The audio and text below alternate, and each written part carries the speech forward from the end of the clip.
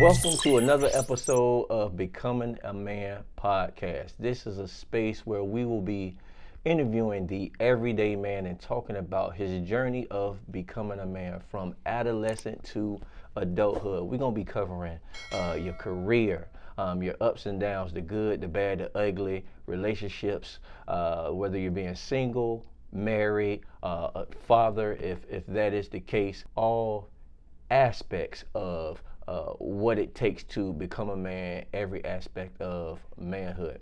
Today, I have the pleasure of interviewing a brother who is very dynamic and unique in his own way.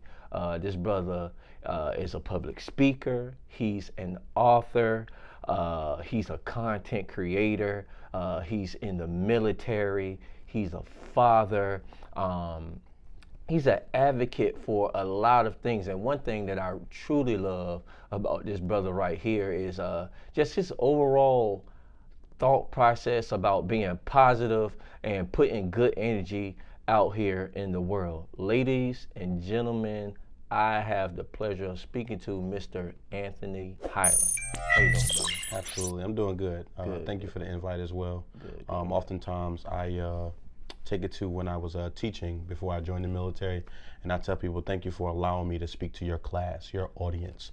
You know, because as a teacher, you don't just put anyone up in front of your class. So thank you for that. So you physically, you were a teacher? Yeah, I was a 6th and 7th grade English teacher. How many years did you do that before going into the military? It was about 6 to 8 months. I had a pretty rough way to go with some racism. I was teaching in rural South Carolina. For legal purposes, I won't say the name of the school, but if you follow me, you know. And I really felt like that connection that I built with my students, my 6th and 7th graders, and getting them on that reading level and making learning fun for them. Those types of lessons are long lasting. So much so that a few of them, some years later, found me on TikTok, you know, and now I get to see them as adults and thriving in college and their businesses and things of that nature. And it's really humbling. That's good, man. So let's circle back a little bit. Let's talk about your upbringing. What was your childhood like? Mom, dad, what was your situation? So I had a pretty interesting way to go, I like to put it. When I was younger, I spent the first 5 years of my life in foster care. As soon as I was born, and I learned this later. My mom told me, she was just like, you know, I just didn't feel like at that time I could take care of you. Father was, you know, definitely not in the picture. So in that, my uncles served as like my father figures. And, you know, the dope boys in the neighborhood, you know, they were a lot different back then than they were now. Not advocating for, just in terms of how they engaged with us and the respect that they have for my family, that they never allowed us to get caught up in the life, so to speak. They would buy us sneakers for school, backpacks, coats, things of that nature. So those were the guys that were just like, hey, you don't need to be out here, go to school. You know, they used to call me Barack in high school because I was my Student Government Association president. And after that, I joined the citywide student government. So utilizing things like sports, I ran track, I played football. I wasn't really all that great at basketball, not until I got older. I'm a bucket now. But, you know, utilizing those coaches and those life lessons that they taught me, and then I got into mentoring. At the time, and it's really interesting, my favorite teacher was a Kappa. The mentoring program was ran by Sigmas, and then I would run off to college and pledge Alpha. So, Hey, you know. you already know the relationship. You already know. So in that, just having those male mentors along the way and those father figures in my life, and the gentleman who I call my dad came into my life when I was 16. Me and my brothers, I have 5 biological brothers. I lived with one of my oldest brothers for a short stint and just kind of bounced around from, you know, my grandmother, my mom, you know, when she wasn't, dealing with drugs. And I want to make sure that I always make this point. Although during that time period she did struggle with substance abuse, presently she's been clean for over 15 years. That's good, because I did want to ask you in the midst of you explaining your journey as a kid, you did mention your mom. So you and her have a good relationship and everything at this point, or? I would say it's a working relationship.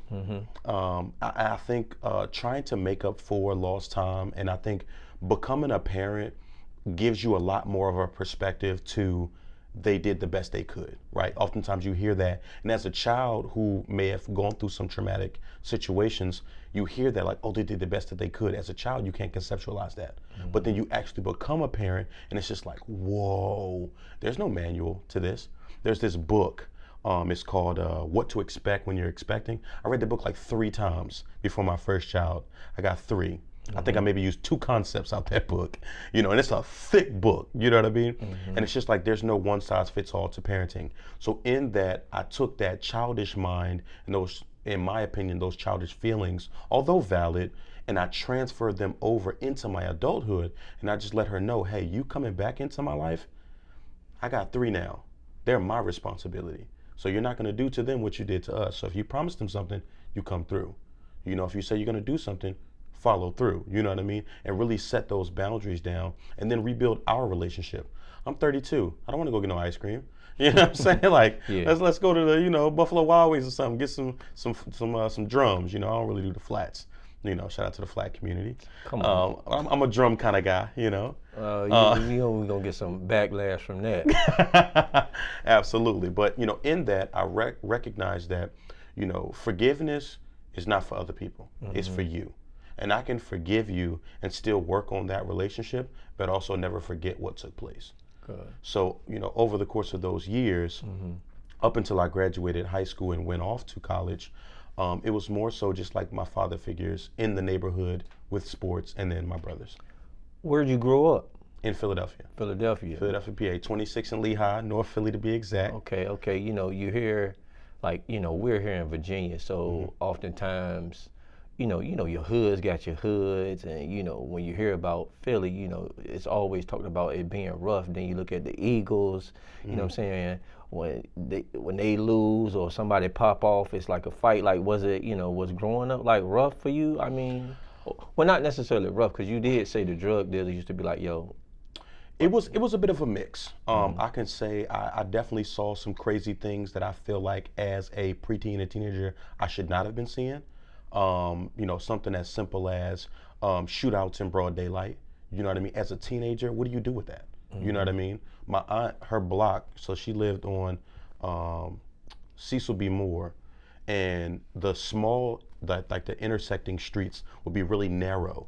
And I can just remember we used to play curveball. You throw the ball across the street, it hit the curb, bounce back, you get a certain amount of points, things like that. And you got a guy running full speed up the street, turned around, shooting at the cops. You know what I mean? As a 12, 13-year-old, what do you do with that? You know what I mean? And, different instances like that. And then when I was growing up on 16th and Glenwood, my brothers and I wrote about this in my book, we used to hustle up at the Pathmark by bagging bags for people. And we had like a whole operation, like one person at the door, one person where the carts are, one person in the parking lot, one person across the bridge in the second parking lot, like really set it up, in a way that, we could, grind, because during that time period where my mom was, dealing with, drugs and everything, she quit her job, so we going to school during the day, and then you come home and ain't nothing but, fingerprints and cobwebs in the refrigerator. So when you say foster care, were you with other family members or? No, so I was actually with a foster family that wanted to adopt me. And, oftentimes when I say I had a good foster family, because in that's something that I'm passionate about in terms of times where that may have not been as healthy as it should have been. I think that's the right word to use.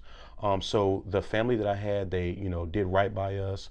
And they actually wanted to adopt us. However, my grandmother, seeing us, she was just like, no. She raised her 5. My mom at the time, she had 6. My oldest brother, he was like 17, 18. So he was on his way out, so to speak.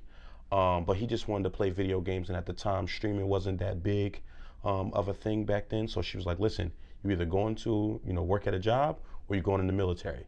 And he put 22 years into the Army and retired, so. How many siblings do you have in total? 5. 3 older brothers, 2 younger brothers. Okay, so all boys, All boys. no girls. No girls. And you now, what you have as far as kids? 1 girl and 2 boys. Okay, all right, cool, cool. So, all right, let's speed it along. That was, a little bit about your childhood. Was your brother going into the military that inspired you to go from teaching to the military, or? In a sense, yes. It was kind of a unspoken rite of passage kind of deal. My grandfather was in the Navy. My uncle was in the Air Force. All 3 of my older brothers served in the Army. Well, the oldest one, past tense, because he just retired. But my 2 older brothers, because that was my oldest, my 2 older brothers, they're still in the Army. So I always knew I wanted to join. I just didn't know when. And when things kind of went south with teaching, and I just wasn't getting the support that I felt like I should have been getting, it was almost like a no-brainer. They told me, don't go in the Army. I knew I wasn't cut out for Marine life. I wasn't nearly as disciplined as I should have been, you know what I mean? And the Navy guy, honestly, I only joined the Navy because the Air Force ain't pick up the phone. Really and truly. They was never really in the office. And it's no hit at the Air Force. It was just that station, And I don't know what happened. And the guy, he was just sitting in the office, and he talked to me on a Friday for like 4 or 5 hours, just telling me about his experience, what it did for him, what it did for his family, what it did for his kids. He was a single father, so that was, different, seeing that aspect. And oftentimes we don't see that, So, and at the time, I think he had like 12 or 13 years in. So I looked at that like, wow, okay, cool. I wasn't married, didn't have any kids. So I'm like, it's do or die, for me. I go and I put my 30 days in and I resign. What's next? What college did you go to? I went to Voorhees College. Now, shout out to the Tigers, Voorhees University. So seeing that progression has been really dope too. Okay. And you joined the fraternity, right? So, Oh, I yeah. mean, what was college life like? Was college, before, after military, during? It was before the military. Okay. It was before the military. I thoroughly enjoyed college, honestly. I joined a lot of organizations, got some great leadership development there as well. And with my fraternity, it was a no-brainer for me. People say, oh, do your research, do your research. You can only do but so much research. And then you see the legacy of the organization and then the people in the chapter. I would be remiss not to acknowledge that they do have an impact. You know what I mean? But for me, it was more so, what would after college look like? Because you're not going to be able to step and stroll when you're 85, 90, unless you're a Q, but I digress.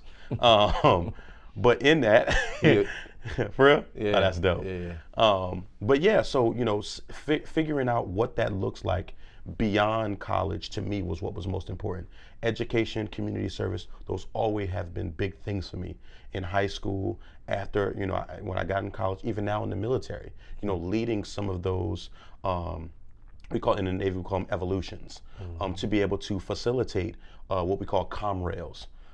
In the Navy. Well, I'm not sure if it's other branches, but that's what we call it in the Navy. When you go out and you do community service, whether it's going to a shelter, SPCA, things of that nature. More recently, we're doing sexual assault and prevention awareness. So doing events for that. We're doing a 5K on Friday. So things like that for me was what brought it all together. And then joining my fraternity, the 8 Iota chapter of Alpha Phi Alpha Fraternity Incorporated. I became the president immediately, which was, again, sort of like a no-brainer because the guys were just like, yeah, that's who we want. You know what I mean? And I was blessed to have my brothers choose me again. That was my junior year, my senior year as well. Then I went on to become Mr. Voorhees and then Mr. HBCU. So that was a great opportunity as well. And the mentorship within the organization, as well as going to conferences, district conferences, regional conferences, and then being able to experience a national conference. I believe all brothers in any organization should definitely be able to experience that. And I say just go for the networking, you know what I mean? And just getting that opportunity to see other brothers from around the world and really just kind of put yourself out there. And the mentorship that you can get, chef's kiss. Man, I remember the first time I met you. I believe it was at ODU, and I believe you were the keynote speaker there. We didn't talk much, but then we crossed paths again at Norfolk State University. But I always thought that you were uh, like a dynamic like speaker. People may look at you like how you with the fitted and all of that, but you know, what do you feel, or when did you have like your self discovery about like your abilities? Because I really want to get into talking about speaking, you writing a book, what you've been doing as a content creator, and how you blew up in that. Um, when did you know like that? I guess you had something. I've been performing since I was like 12, and I'm 32 now. So being in front of large audiences, now that was for my poetry, wasn't that much of a shocker for me. However, switching over from poetry to public speaking was. And I did that from a serious standpoint my junior year. And I truly do believe the moment that I knew, like I've always known, but I knew when I did the fraternity's Belford v. Lawson oratorical competition. I always knew I had the gift. I know I can memorize. I know I can deliver.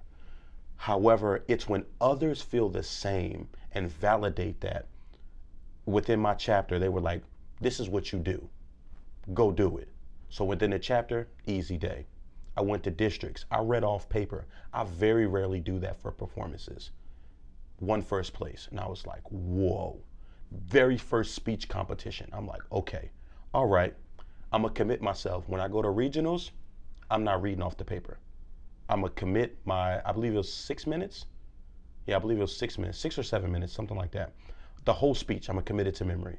When we got there on the stage, ironically enough, the guys were looking down, down the table. It's about 6 or 7 of us, I believe.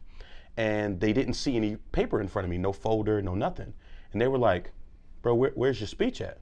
And I was like, I memorized it. And each of them literally opened their folders immediately and just start going line for line, line for line, line for line. And it was just such an experience for me of just how serious I took this. Because I felt like if I won on that level, I know I can win on this level. And then seeing just how I prepped. And I didn't just prep to commit it to memory. Oh, no, no, no. I did a voice memo in my phone and I would listen to it on my way to class. When I'm sitting in the cafeteria while everything is going on around, at a HBCU, it's always something going on in the caf. I have it in my ears, I'm listening to it. We had this, there's this building called Massachusetts Hall. It's where we do like the majority of like our all college assemblies. I would literally be spitting my speech and whoever came in, hey, can I get 5 or 6 minutes of your time? Or sometimes I'll say 2 or 3, but I know they're gonna get hooked once I start speaking. They'll sit there through the whole thing. All I need is constructive feedback. That's it. Hey, at this point, I think you should accentuate this part because this really means something. And I'm talking about faculty, staff, students, professors, department heads, department chairs, because I'm pretty loud. I didn't use a microphone at all. It was just me in the auditorium, just bellowing out my soul. And I was like, I know if I take this serious, I can get the ultimate result. When I went to nationals, shout out to the brother that won, because if not him, it was definitely gonna be me. And I'm definitely not one of those like sore losers, like, oh my God, I should have won.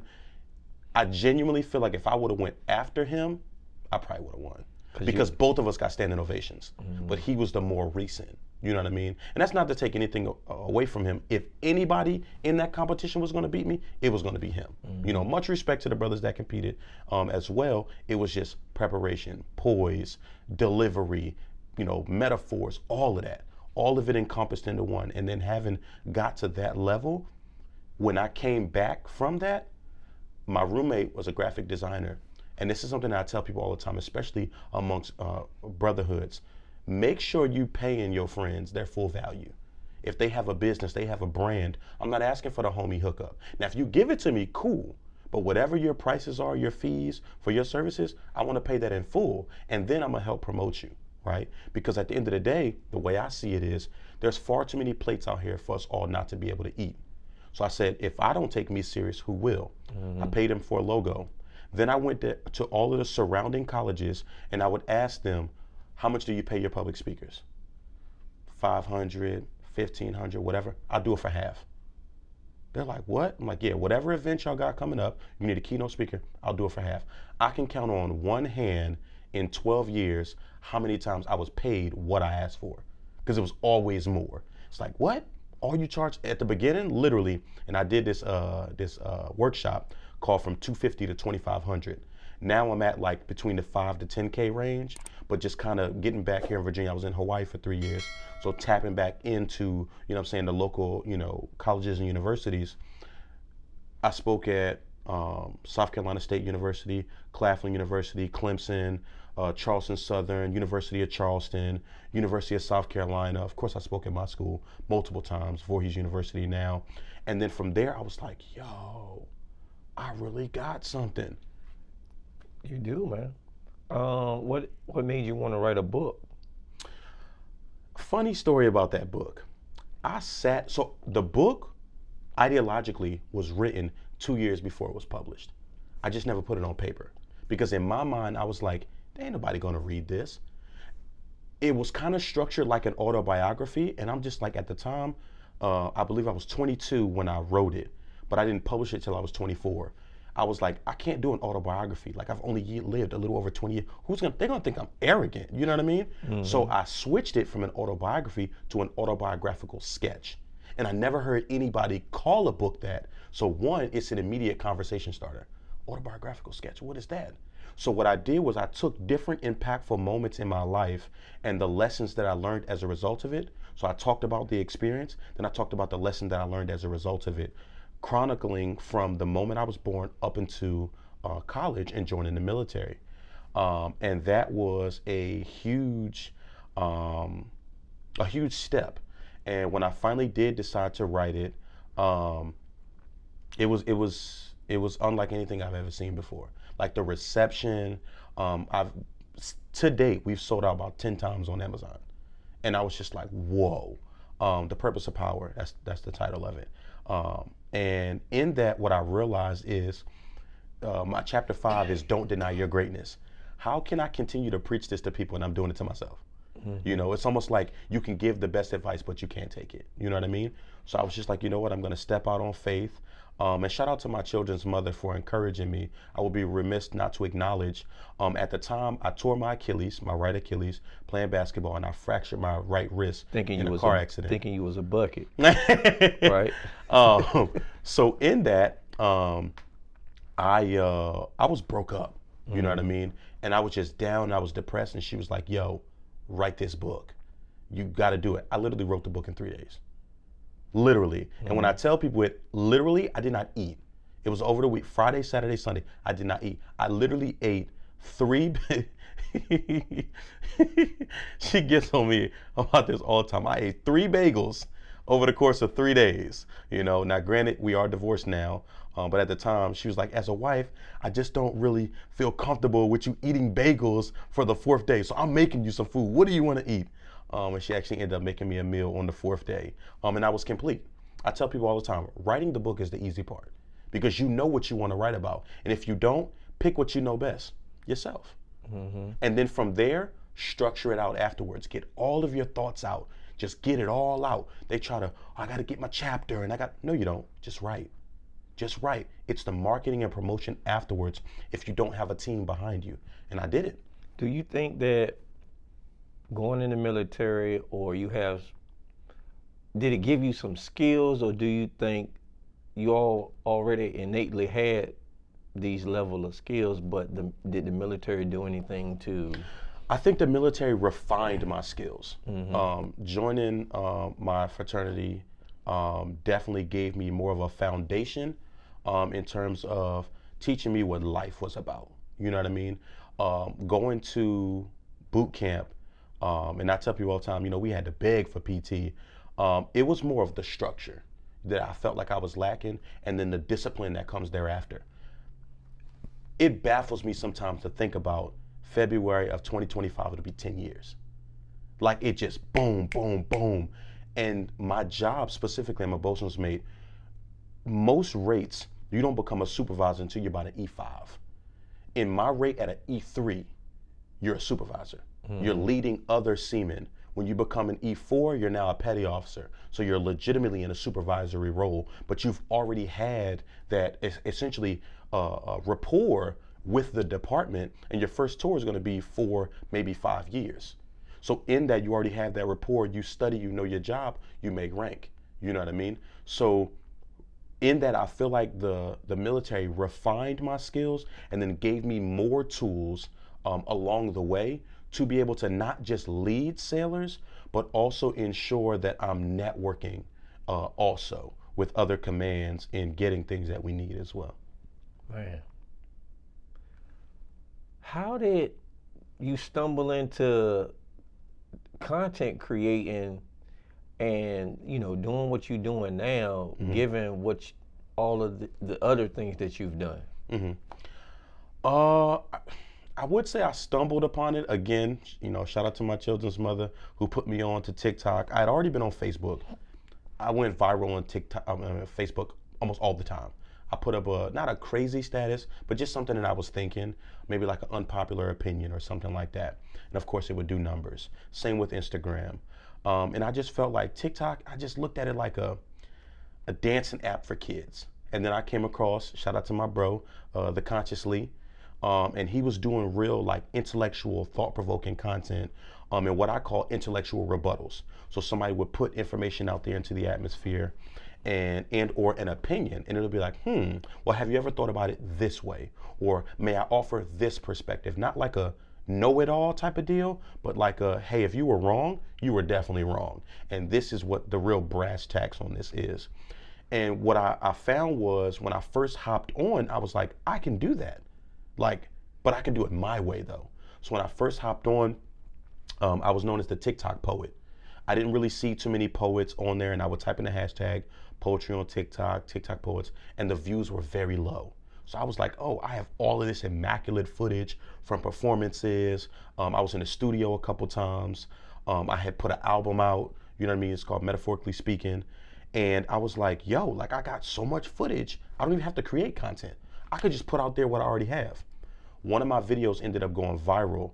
One of my poems, it was a poem I wrote about my son, and it did about 500,000 views in like 3 days. And I gained 100,000 followers my first 2 months of being on TikTok. And I was still learning the basic functions of it.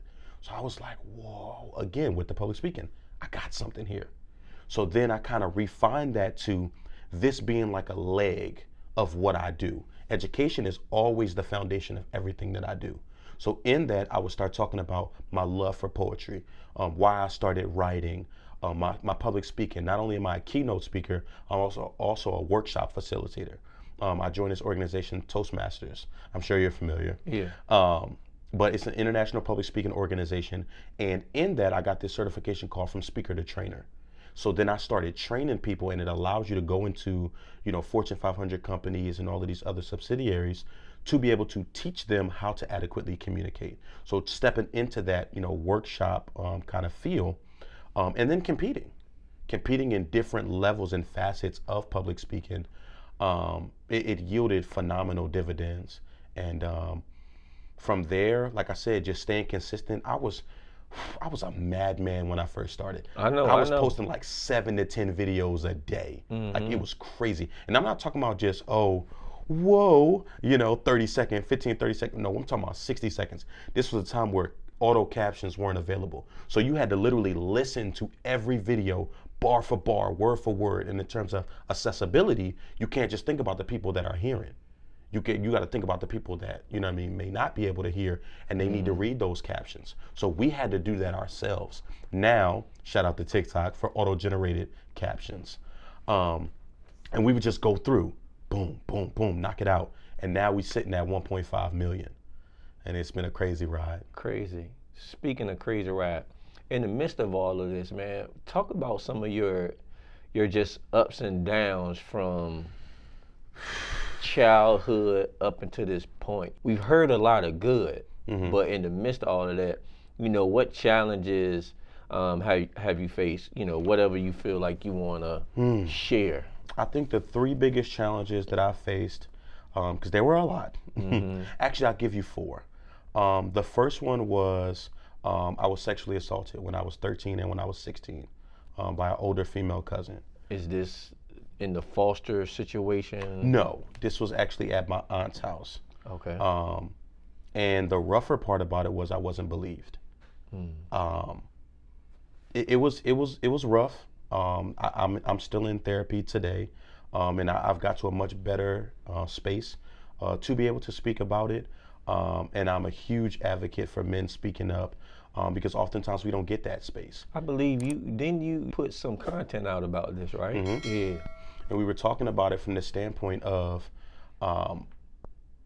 oftentimes you have one of three types of people. One, you have people that will reoffend others. Two, you have those like myself that are advocates.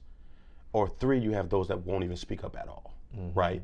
Because of different societal pressures, personal reasonings, and I never judge anybody up on their journey because it's rough, you know what I mean? And I think having the conversation independent of trying to compare it to women is where you get your, in my opinion, where you get your continuity at. What happens is oftentimes when people are talking about it and trying to hold that space, where they go wrong at is they try to compare it to the historical violence that women have faced at the hands of men. And respectfully, there is no comparison.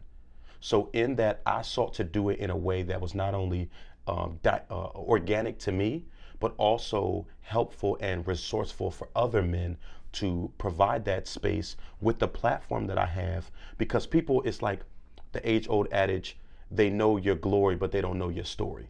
So they'll see the public speaking, they'll see the book, they'll see the workshops, they'll see the large numbers, but they won't know what was it exactly. What was it that it took for me to get there, right? I oftentimes say, you see my sneakers, but you don't know the holes in my soles. So as we're on this walk through life, you don't know whose sneakers are truly intact because all you see is the outer appearance. It looks clean. It looks like they wiped it down with a nice little toothbrush, took some soap and water to it, but you don't know underneath the bottom, there's holes in their soles from all of the things that they've encountered over the course of their life. So for me, that was the first thing. The second thing, go ahead. Before you get to the second part, what got you to the point where you feel like it was important to be transparent as a man? Because, society says to hide, to shut up, to cover up, to not show your weak areas. Right. Yeah. I think for me, I look at it from the opposite end of the spectrum. And when it comes to social media, I will acknowledge, I think it was once I built my platform on TikTok that I felt like, with all of these people looking up to me, I think it's really humbling to have like younger guys, I'll say younger, I'm 32, but 18, 19, 20-year-olds call me Unc. You know what I mean? In the community, it's like, that's a badge of honor right there. You know what I mean? Yeah. I'm only 32. But then you be like, yo, I'm not old, right? You know what I'm saying? Yeah, so it's just like, Jay-Z said 30 is the new 20. No, it's not. It's still the same 30. But in that, right, I saw those young guys looking up to me, and they look at it like that, like the bulletproof kind of deal. I listened to a lot of 50 Cent growing up. I think of like the massacre, right? And the imagery of him with a bulletproof vest on, having gotten shot 9 times and still living. And I look at it the same way with our life experiences. So honestly, I stepped out on a limb because social media is brutal. It is. You know what I mean? And if you sometimes share something and you don't get the response that you're looking for, you'll shut down immediately. There were times where, and I tell content creators this all the time, if you're building a platform and you never thought about giving up, you're not operating at your full capacity, because everybody is not gonna like what you put out. Because you gotta recognize when you put that out into the atmosphere, right? You are not only being vulnerable with yourself, but you're causing other people inadvertently to address and or, what's the word I'm looking for? Confront their own experiences. And in that, oftentimes you give that trigger warning because your triggers are your responsibility. So you start bringing up all of those experiences. And for me, it's healing. It's a healing process to be able to show those young guys like, hey, yeah, you can see all of the great things that I'm doing, but also to recognize that I'm not perfect. I've been through some things in my life. And then what really yields the dividends for me is not just in sharing it, it's from all of the messages that I get as a result of it that further to me validates the work that I'm doing. I don't do it for, when people say, well, I don't do it for the likes, shares, comments, and views. Yes, you do. Because you want to put your story out there. The gift is, and the goal rather, is not to get lost in it. Right. And then you start putting out content, what I call shock value content, for the sake of that. So for me, I've always been transparent. I built my platform, let me retract that. We built the platform on truth, transparency, authenticity, and respect. How can I say that those are the tenets of my platform if I'm not being honest? Right. And there's a huge difference, and I'm learning this now at 1.5 million. So, my social media clients, I tell them, learn this early. There's a difference between sharing your pain and oversharing. Because you got to recognize, like I said, the internet is undefeated. If they want to clown you, your goose is cooked. We think about, the Tyrese meme. What more do you want from me? That was raw pain that he was sharing, But if he can laugh at it, in my mind, I'm thinking, all right, well, he's at a better place mentally. Well, I guess I can laugh at it too. Right. But underneath all of that was pain. But the internet looked at that as a meme. And as men, oftentimes, our pain gets reduced to weakness. And I tell guys, no, that is not a sign of weakness. Actually, you sharing it and you being vulnerable is one of the greatest signs of strength that you will ever exhibit. Number two was December 23rd, 2009. I attempted committing suicide. Attempting rather. I was at a very dark place. My aunt had just passed away in front of me, and I harbored a lot of guilt from that. Just briefly, she had diabetes and a host of other health issues, which now, as an older guy, I can recognize, of course, doing more research and realizing that what took place in that moment, while it may have contributed lightly, it didn't contribute to her death. And that's what I carried with me. We had went and got some water ice. Some people call it, different things, but in Philly, we call it water ice, right? At Rita's water ice. It's Rita's Italian ice, but again, in Philly, we call it water ice. Those who know. Yeah. And those that don't, hey, go get you some. Right. And it's chock full of sugar. And for her being a diabetic, in my mind, I felt responsible. And after eating it, she just started shaking violently and convulsing, and I held her until she took her last breath. Because her sugar spiked. And in experiencing that, when I was December 23rd, 2009, I was 17. Yeah, I think I was 17. I had a lot of that built up in me, that anger, that frustration, that guilt, that sadness, all of that. Like, I loved mine. You know what I mean? I still love her. And going back to school, I just felt like I didn't grieve properly. And, this one kid, he just said something to me and it just set me off. And, in public school, you can't just be telling kids you're going to, you know what I mean? They'll 302 you. And that's what they did. And they sent me to, a mental health facility. And I genuinely felt like I didn't belong there. But beyond that, with the exception of my oldest brother, now his ex-wife, and my ex-wife, they were the only two people that came to visit me in about 4 or 5 months. And in that, it does something to you. Because in my mind, I'm thinking, so if y'all don't care, why should I? So I, went in the room now. Of course, I didn't notice at the time, but I took the sheet off my bed, wrapped it around my neck, and I was like, I'm done. But limiting oxygen to your brain, you're just gonna pass out. Unless it's applied by an outside force. Right. And clearly I'm not, strong enough to do that. So I just remember, and sometimes my mentees say, oh my God, you saw an angel. All I remember was literally laying on my back, looking up, and I seen a distant figure. I don't know if it was male or female, but they had wings. And all I could hear was, if I wake you up, will you promise never to do this again? And I sat there for a minute just trying to make out, and I'm never in the world glasses, but I'm like squinting, like, what is that? And I was just like, you know what? Yes, I promise I'll never do this again. Immediately I woke up and I just saw all these people standing around me, and it was, Where were you? In a mental health facility. The counselors, the aides, my roommate, who was, in the same room with me, all of them standing over me. And it was at that moment I realized I can't just celebrate the people that I want to be there. I have to celebrate the people that are there presently and give them their flowers, because sometimes, and this is a life lesson that I learned in that moment as well, the people that you want to be there, they'll probably never be there.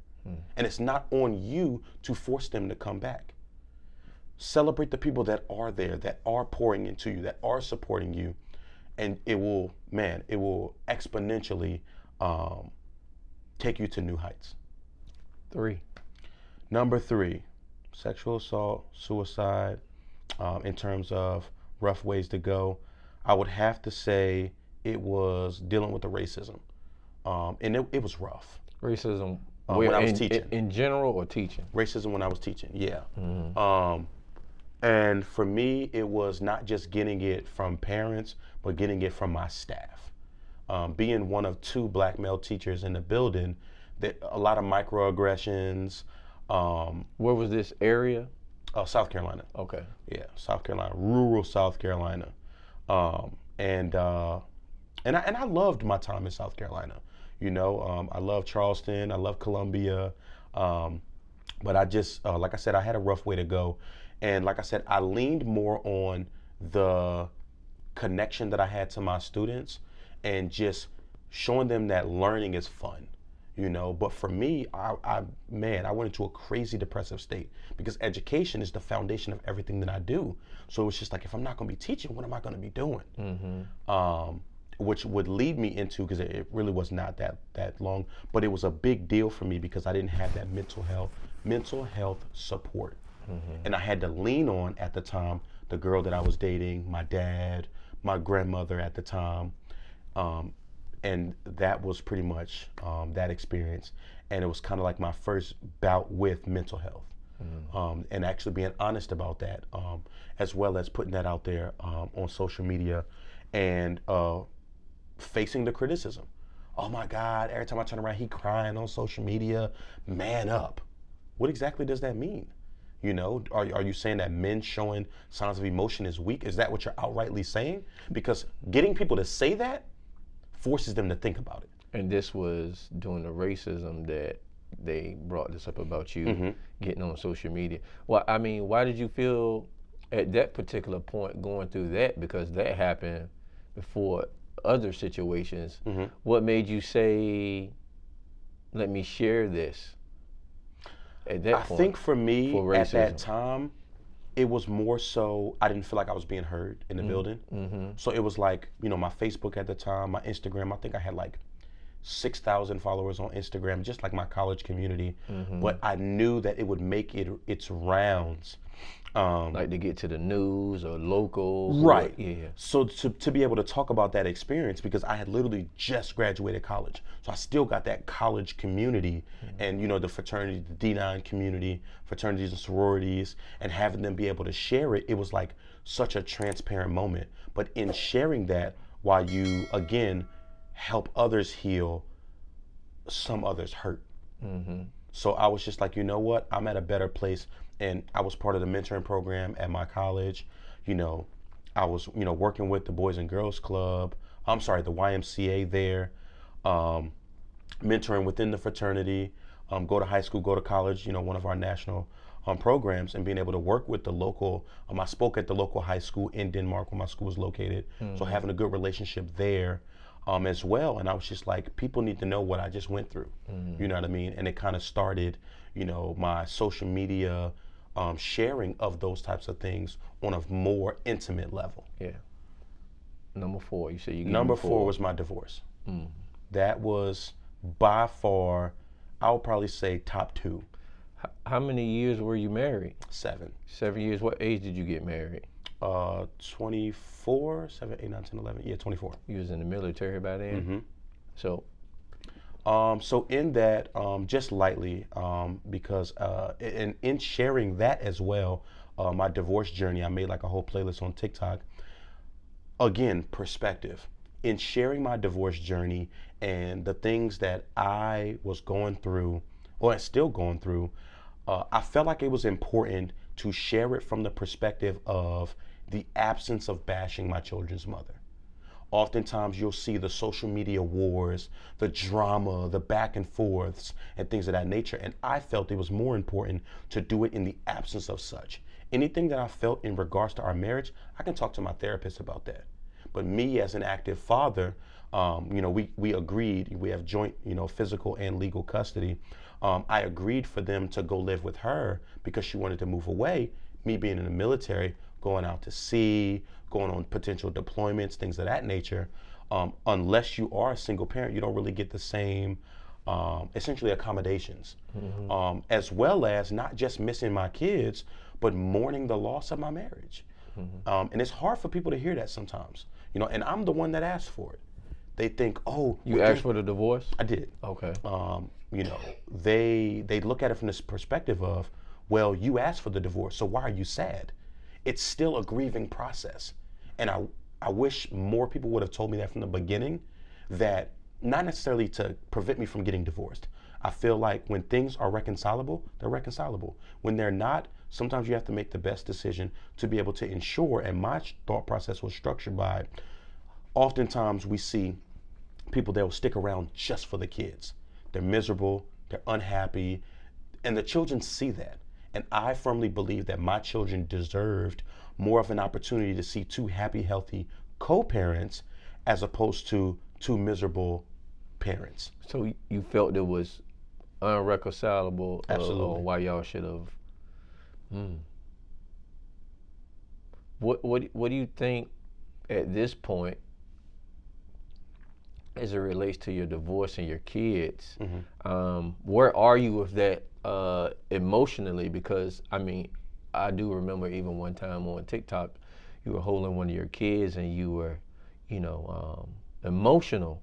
And I don't know if it was from missing the kids or if it was a combination of just going through whatever you were going through. To answer your first question, where am I? I would say I'm still going through my healing process, my healing journey, as well as ironing out what co-parenting is going to actually look like. For me, the video that you're talking about, I got my kids. So my divorce was finalized. So I filed for divorce in January of 22. It wasn't final until September of 23. So in that, we lived together the entire time. With the military, I moved out for a short stint, but then I ended up moving back due to some exigent circumstances into the home because I felt like, now granted, I was only like 10 minutes up the road, but things had gotten so toxic that I didn't want my kids to see that.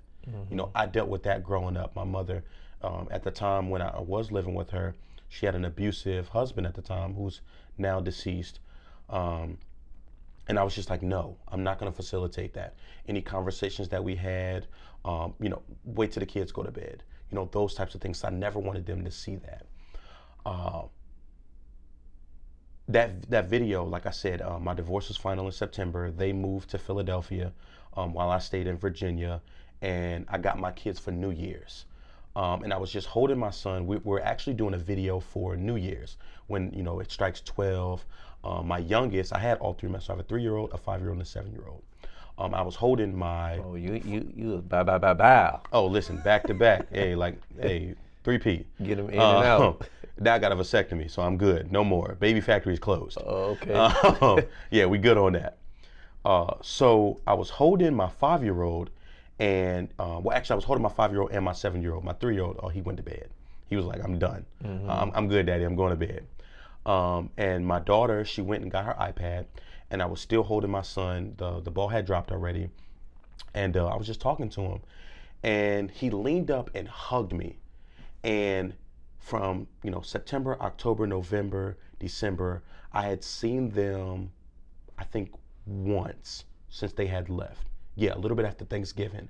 And for active fathers, having your kids in the home, when I say I miss my kids, she's not keeping me, and I also want, when I say this on social media, I have to be clear. She's not keeping them from me, from the standpoint of not allowing me to see them. She's not keeping them from me. We have a detailed visitation plan. We have joint custody. So anytime I want to go see them, I can. But me being in the military, it makes it a little bit more difficult, in terms of distance. So to go from them being in the home every day, the pitter patter of feet against hardwood, a lot of people don't realize, because they don't hear this enough from active fathers, that does something to us. So when he hugged me, it wasn't a regular hug. It was like a, Like, yo, I miss Daddy, you. I miss you. You know what I mean? And for me, I just started crying immediately. And, I was just like, I didn't want to hold him for too long because I didn't want to, expel that onto him. And I genuinely feel like my son is an empath. So when he sees you going through, he'll gravitate to you. And there's sometimes that, and as a parent, sometimes you'll get those random I love yous, those random hugs that they don't realize just how much it's doing for you. So when I went to post the video, I posted it and I was just like, other men need to see this, and in my caption, like I said, I made all of those disclaimers about, her not keeping them from me, because that's the first thing they want to go to, because that's their pain. Right. But what I didn't want is for her to become the villain in their life story from what their children's mother or ex-wives might have done to them. And I feel like that's important when you talk about framing things on social media. My caption, I'm talking about, was like an essay, because I wanted to make that point clear and drive that point home. Let me ask you this. In the midst of, going through the divorce and, how you're navigating the co-parenting, when you look back, you said 7 years y'all were married. When you look back at it, as a man, what are lessons, or if you did it over again, if you had the opportunity, what are some nuggets that you can give people who are, or men who are married now, or about to get married or thinking about it? What can you give us? The first thing I would say is premarital counseling. Premarital counseling, premarital counseling. There are so many things that we don't realize go into divorce, because as men, and oftentimes I talk from this specific standpoint of black men, but I think this is a general sentiment that can be had. We are, as men, taught how, most oftentimes, to get into relationships. However, a great deal of us never really had that example of how to maintain longevity in a healthy relationship. And far too often, the goal, so to speak, is just intercourse, as opposed to what does longevity actually look like when you talk about committing yourself to someone for the rest of your life. We're talking about merging finances. We're talking about merging how we coexist together just in terms of living habits. Are you willing to give up some of those things? And these are things that and when I say give up, marriage is give and take. It's a compromise.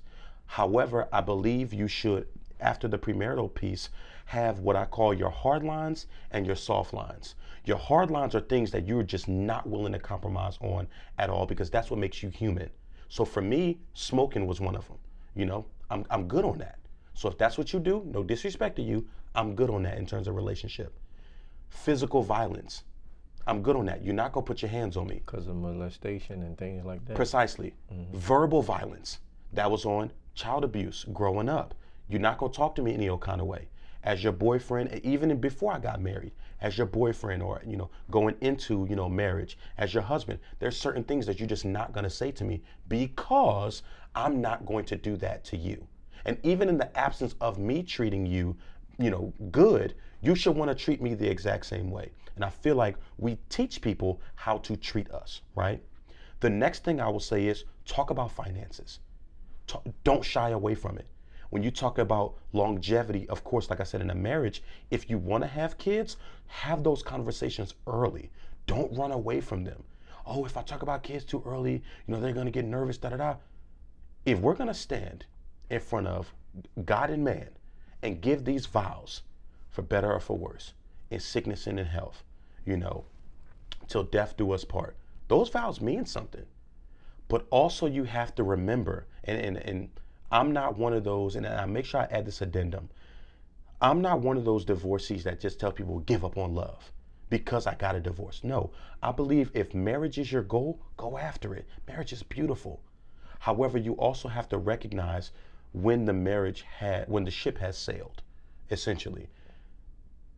Fight until you have nothing left. That's my next nugget. Fight until you have nothing left. And even then, ask yourself, is this worth giving up? There were a lot of phenomenal moments that we had over the course of that 7 years.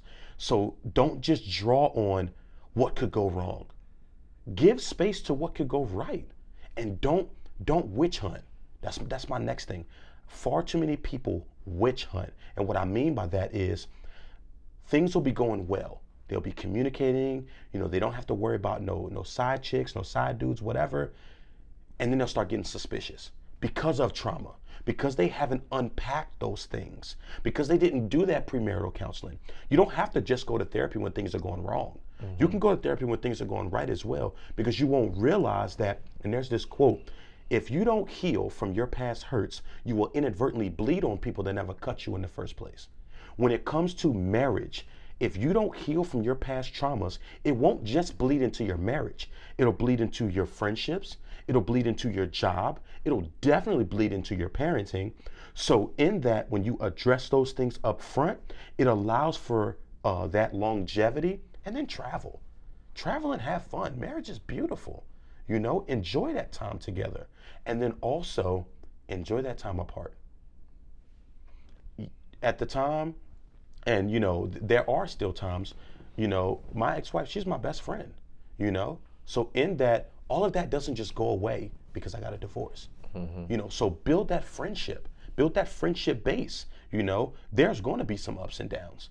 However, when you use that friendship to draw on, and remember, and my little sister, she gave me this nugget, and I use it now with how I build relationship. Look at it this way. It's not you, husband, or you, wife, against your significant other. No. It's not husband against wife, wife against husband. It's us against the problem. And when you look at it from that standpoint, you don't take certain things personal. Yes, let's communicate. Okay, how are you feeling? How am I feeling? How can we meet in the middle and understand each other? Oftentimes you get into those spouts and those back and forths, not because you don't agree, because you're not understanding each other. I can understand you, but still not agree with you. Right? And then come to a better resolve because I understand you. So this is your point of view. This is my point of view. Let's find a way to meet in the middle, in a way that's equitable to us both, instead of only harping on, well, you did this, you did this, you did this. Okay, well, let me take responsibility for what I did as well. Let me take responsibility for the role in which I played. I'm very clear. I was not a perfect husband. Mm-hmm. There were my communication. I definitely felt like that was something I could work on. And I guess that will be my final nugget. Keep as many people as you can out of your marriage. Talk to your significant other. Be careful what you share with your family. Because if you only share the bad, then that person comes around and y'all good, that's all they're going to think about. Right. You know what I mean? Mm-hmm. So there are things that should be kept between you all. There are things that should be kept within the confines, not like what happens in this house stays in this house, but more so, let's work through these things ourselves. And then if we are going to share it, let's share it from a healed place, not from a hurt place. And it's the same with friends as well. However, you need somebody outside of your marriage that's non-biased, that will give you what you need to hear, not what you want to hear. And I was so blessed to have people around me that there were slumps over that 7 years where I was like, I'm good on this. And I had strong, powerful married couples, healthy married couples that's like, you think this is the worst of it? Work on your marriage.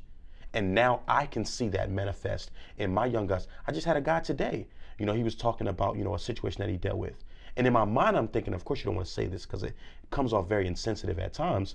That's all you're dealing with? But in a way of, listen, brother, there are far more worse things that you could be going through right now. And I can promise you, that's not even the tip of the iceberg. Work on your marriage, brother. Mm-hmm. I can tell you love your wife. You're not ready to give up. One of the most powerful things one of my mentors told me, and because, I called him and I'm done. It's over with. No. I think it was like 4.5, 5 years. I'm done. He said, you're not done. You're trying to convince yourself you're done. I said, what? I said, well, when will I know that I'm done? He said, you won't make calls like this. And literally, when I finally made the final decision, I didn't make any calls. I went to the courthouse and I filed. Mm-hmm. You know what I mean? Yeah. And it still weighs on me because I do still miss her at times. There are times where you build so many. I knew her since 2008. We dated in high school off and on. I went to college. She broke up with me. I want you to experience college. went to college, thoroughly enjoyed myself, respectfully.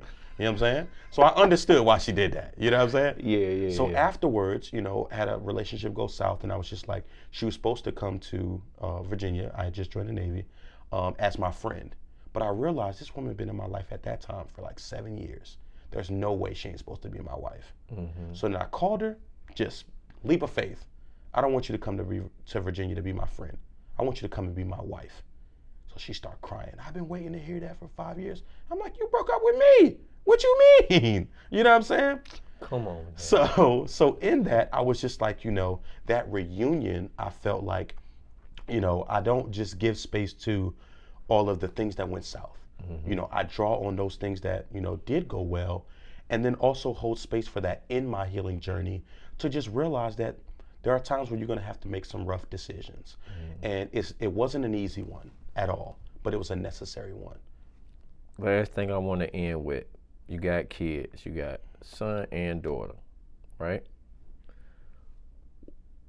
What is something that you feel like you can instill in them based on your life lessons at this point as it relates to being a responsible man or woman? One of the things that as parents we committed ourselves to was not giving them everything that we wish that we had growing up. We teach them everything that we wish we would have known. And I truly do believe, especially in the age of social media, my children are going to be millionaires by the time they get to high school. And that's going to be rough to navigate too. You know what I mean? Like, hey, daddy, I'm making more money than you. You know what I'm saying? Type of deal. If, in fact, he is at that time, or she is. And they can buy your house. Indeed. Yeah. So for me, it was more so showing them what healthy co-parenting looks like. Now granted, I can't control her actions. I can only control my own. So even though, like I said, I asked for the divorce, and I'm sure they're going to ask later on in life, tell them it in a way that, doesn't disrespect her, still holds her up as their mother, never holding a space via publicly or privately to whereby she is being disrespected in their presence, even if that's not reciprocated. You know what I mean? And then just doing my best to focus on what's best for them based on where they are. Showing them financial planning, financial management, entrepreneurship is huge. And both of us are very intelligent, very in tune. We're hustlers by heart. And in that, teaching them you don't have to work for somebody else. You can start your own business, and there is space for that. And what me personally, the space that I'm trying to get to is I want to be able to fund it. Okay, son, okay, daughter, bring me a proposal. I remember listening to Shaq, and he was talking about what he does with his children. Now, he requires them to go to college and get a degree. Me personally, I don't feel like college is for everybody. I firmly do believe if, you have certain goals, then you will need a college degree just because of how society is set up. However, and I'm not ashamed to admit this, it wasn't until I was like my junior year in college that I even learned that you can make 6 figures doing a trade. Plumber, electricians, doing construction, even the trucking industry. 6-figure business. Didn't learn that until later. You can have a fleet of vehicles. Now you got Turo, Airbnb, you can become a real estate agent. All these things you can work for yourself. But with that comes the financial piece. And if you don't know what to do with $1, you definitely not gonna know what to do with $100,000. That, which is why statistically, most people that hit the lottery do what? Go broke. What I mean? Within, I think the statistics is like the first year to 2 years of having that money. Because again, if you don't have any money management skills, if you don't know how to invest, if you don't know what compound investing is, even within the military, I have a retirement plan and I put into it consistently. I was investing in stocks, and I want to be able to fund even my friends. Okay, what's the ROI? What's the return on the investment? At whatever percentage, I give you this amount. I want to be an angel investor at some point, to be able to, again, with that, in teaching my kids, you don't just have to go and punch a clock. The quote that I go from is, if you don't build your dream, somebody else will hire you to build theirs. Yeah. And in that, people don't always want you to go to that next level. One story that I tell my kids consistently, there was a guy, I don't remember the name of the company, but he was driving a Porsche, and some of the workers, his office was on like the second floor, and it's like a call center. And he would walk through the middle of the aisles, and of course, you got all of the cubicles, and his office, big glass office, right? And he's in there doing his thing, come out, shut everything down, give announcements, things of that nature. But he knew all of them by name, right? How's the kids? How's the wife? How's the husband? Da da da, right? Building those relationships. And one of the guys, he stayed late, and he had left during lunch, driving his Porsche, and he drove back in his Lamborghini. Right? Most of them, they were used to seeing the Porsche. They didn't know he had the Lamborghini. The guy left the building. He's standing outside the car. He's on the phone. He gets off the phone. He sees the guy looking. It's like, hey, boss, nice ride. And he says to him, yeah, man, if you work harder, I'll be able to buy another one next year. And that to me was so profound because, again, that's his dream. You're working there to build his dream, his income, or her income, or their income. You feel me? So if there's things that I want to do, there's things that they want to do, I want to show them that it's possible. You can have that entrepreneurship. You can have that, those different legs, those multiple streams of income, for you to be able to work for yourself. Digital nomads are on a rise. And that's people that can literally work from anywhere in the world. Mm-hmm. COVID taught us that there are a lot of jobs that you don't need to be in an office to do. And content creation, digital products, booming market, booming industry. So in that, teaching my children that you can build the life that you want, but it comes with planning. That's good, man. I appreciate you, man, for sharing a little bit about yourself, man. And absolutely. Where you are now and in the future of being a man, bro. Absolutely. Appreciate you. 100%. All right. Well, that concludes this episode of Becoming a Man. I want to thank our brother Anthony for coming out here and dropping some jewels for us. Until y'all see us again, make sure you comment, subscribe, share, hit the notification bell, and check us out on the next episode.